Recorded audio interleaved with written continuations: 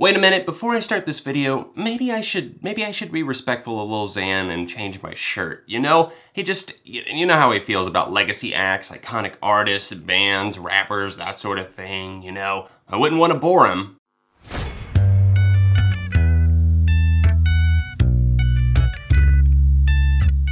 What's up everyone, John from ARTV. It's time for episode number 2 of Rap Gone Wrong, Lil Xan Edition, Total Xanarchy. That's the name of the newest album that's out there. In fact, the debut album by this 21-year-old Soundcloud rapper. Soundcloud rap refers to all of those people that blow up on the platform SoundCloud, obviously. They're known for a certain sound, often kind of murky, trappy, low-quality vocals, low in the mix vocals at least, and Lil Xan definitely got his start kind of mumbling over beats. But I will say he's improved on that front, but really not in any other way. In fact, I find him to be an all-out disaster as an artist and even as a person. I find him so weird, so troubling in a way, so troubling for the genre of rap, and his whole mentality that goes into making his music is just bad. He grew up poor, and he grew up living in motels with his mom. He was on the road, he eventually becomes a street cleaner, starts selling drugs,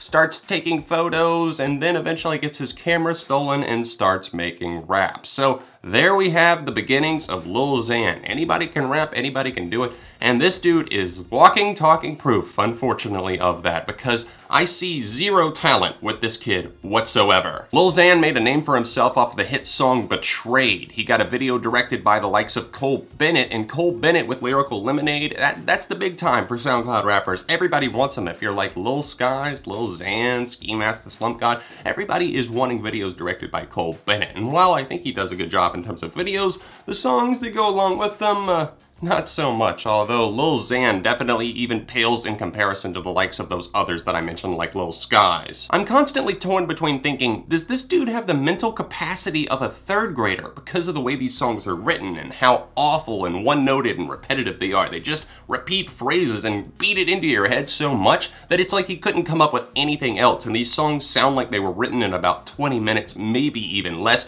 and some of the beats sound like that as well. I mean, I feel like I'm listening to like the trial version when Bobby Johnson hops on a beat. You're listening to a Bobby Johnson beat. Oh, I'm sorry, Lil Xan. I know you said you were trying to be conservative with your money, but you think maybe at least your major label Columbia could pay for something that didn't have such an annoying tagline just programmed like 3 times throughout the song? Like I said, I'm torn between thinking that he's the mentality of a 3rd grader, but also that of like an 8th grader, because he just sounds like so horny, desperate, and trying to overcompensate constantly. Because you're telling me that this dude right here, walks in and all the bitches want him, and I'm saying bitches because that literally seems to be the only word in his vocabulary, as he just pumps it into every single song except for maybe Betrayed. That's literally the only song that comes to mind where he doesn't say that constantly. I fucked that bitch, yeah.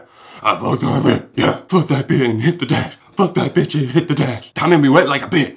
Time we wet with like a bit. What I'm getting at is that he sounds like a try-hard 8th grader that just learned to start cursing and thinks it's cool to try and impress his friends, so he talks about the way that, oh yeah, you know, I got bitches coming over to my place. I got all the goods, you know. I got all this. Your girl, you know, she wants me. All of the tropes of just horrible rap music, he's able to infuse it into nearly every single song here, making my blood curl at the very thought of having to go back and listen to this album even more, because as I sat through this album 5 times, 5 insufferable times, 43 minutes each time, 16 songs, time of my life that I will never get back, I feel betrayed. I find it very troubling for the kids that look up to rappers like Lil Xan, because he promotes seemingly, I guess supposedly in these interviews and stuff that he puts out, like, oh, you know, I'm against Xanax, you know, I'm against abusing these drugs, we shouldn't glorify it. And literally on this album, he raps in one line about not wanting to do Xanax anymore and not doing it, and then he's like, oh, I'm just gonna pop this other pill instead. Wow, what a great lesson. You know, don't do Xanax, kids, but, you know, smoking weed at age 12 or doing whatever the hell you want to, just pop some pills in your parents' cabinet is essentially what I feel like this is preaching. Yes, I know that's not exactly what he's saying. Yes, I know that that's a stretch, but do you know how impressionable people's minds are? Not just kids, but people listening to it in general. If they're trying to do what their favorite rappers do, then I guess everybody's gonna be out here sipping lean, smoking weed, and selling coke on the weekend. I also find Lil Xan so painstakingly boring and awful because of not only his lack of any lyrical ideas, but the way that he performs on these beats and just his mentality behind the songs in general. Just a cocky motherfucker. Cocky way beyond what he's accomplished. And if you're talking shit on Tupac like he famously did, talking shit and saying that he's boring, okay, fine. Everybody has their preferences, but then again, if you're a rapper and you're talking shit on one of the most iconic rappers of all time, what are you gonna come up with to at least back that up a little bit? He's a boring rapper. He's a terrible flower over these beats. The way that he comes across, people are like, oh, he killed it. And I'm just like, you think that this is interesting, but the very guy that he dissed, Tupac Shakur, you think he's boring, but you think that this is fire. I find it really odd that Charli XCX appears on this album because it seems like as much of a feminist as she puts herself out in the world and portrays herself as, why would you ever collaborate with Lil Xan, given the fact that he seems to have no respect for women whatsoever, constantly refers to them as bitches, like they're property, just tossing them around like they're nothing. I fuck your bitch, I do all of this, I fuck that bitch, yeah, all these other things, constantly referring to them in a derogatory fashion, even though he claims to somehow respect them. His music doesn't portray that whatsoever. I treat my women right. Like, I respect women, we check IDs. We're not scumbags like these other scumbag ass fucking rappers.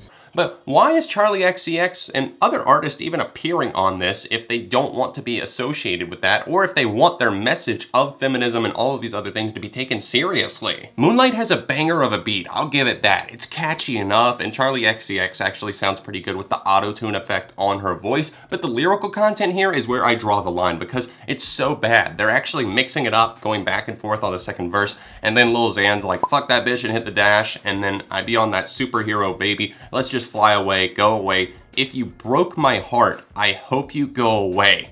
That sounds like the lamest comeback of all time. Imagine being in like high school or something and someone's like, they just give you this sick burn and then you just come back and you're like, well, you know, I hope you go away. I seriously can't get over how bad some of these songs are. Saved by the Bell, he literally just goes over and over again referring to that TV show and he just keeps boringly saying, I was saved by the bell, yeah, yeah, over and over and over. It takes like a minute to even get into any actual rapping on this track. And then he goes on to just give a fuck you to his teachers that didn't believe in them, and it's just like, wow, I've never heard this before. I've never heard it done in such generic fashion either. Everybody talks about like, oh, everybody said I wasn't gonna be nothing, and now I'm something. Wow, what an original message for you to give. And now you're just out here coming back and just saying, fuck the teachers. Well, I'm so sorry, but the fact that you portray yourself and even talk about what a little shit you were growing up, do you blame them for, I don't know, maybe not being your biggest fan at the time? And I don't know what exactly you rolling up in your G-Wagon at school and bragging to them is going to accomplish. The rumbling, bassy feel of Round Here is so painstakingly mind-numbingly boring, and then we have the short track Slingshot, which blew the fuck up for God knows what reason, because I find it so terrible and so even cheesy in a way. And then we have a track where I have to compliment somebody from Ray Shrimmer for literally outshining Lil Xan on a track called Shine Hard. Sway Lee comes in and sounds much more engaging, much more enthusiastic, and like there's actually some effort there. And when that, coming from a non-Ray Shrimmer fan, is actually being said from my mouth, relaying that to you, having to praise Ray Shrimmer, somebody from that duo, on a track by Lil Xan, then you know that it's seriously bad that Lil Xan is coming across that dull. In fact, it sounds like anybody off the street could have come in and done his part on that, because literally the whole hook, gotta shine hard, gotta black hard, everything like that, it's done by this guy Sway Lee. And then Lil Xan comes in and it just sounds like background noise. I could spend an entire video breaking down and going through each lyrical flaw and just how awful and just how downright bad just the core of it is at Total Xanarchy and just Lil Xan in general, everything that he's ever done. But that's really not the point here for a lot of people. I understand that. You're listening to him and you're not really expecting lyrical depth. But if a rapper claims to have any sort of story to tell, shouldn't he try to attempt to, I don't know, maybe sell you on it somehow, maybe try to hook you instead of just saying, I say by the bell, goddamn, those ain't the men, as you rip off Mac Miller's flow. Not to mention, this album starts and ends in insufferable fashion, opening up on Who I Am, as he talks about Xans don't make me who I am. And it literally sounds like a bored second grader just sitting there doing nursery rhymes when he knows that he's too old for it and he shouldn't actually be in the kids club anymore. But here he is, mixed in with the K5 group, and he's still having to go on and on and on, barely keeping up with the flow and the pace of the beat and the song in general. It opens up there, and you know that you're in for a nightmare roller coaster that's about to go off the tracks and you're gonna go flying into oblivion. And by the time that we get to the end, when we're finally about to hit the pavement at the end, we have to already make it through the first edition of Betrayed. Then we have to go through that Diplo collab that really just sounds like ears bleeding territory to me, because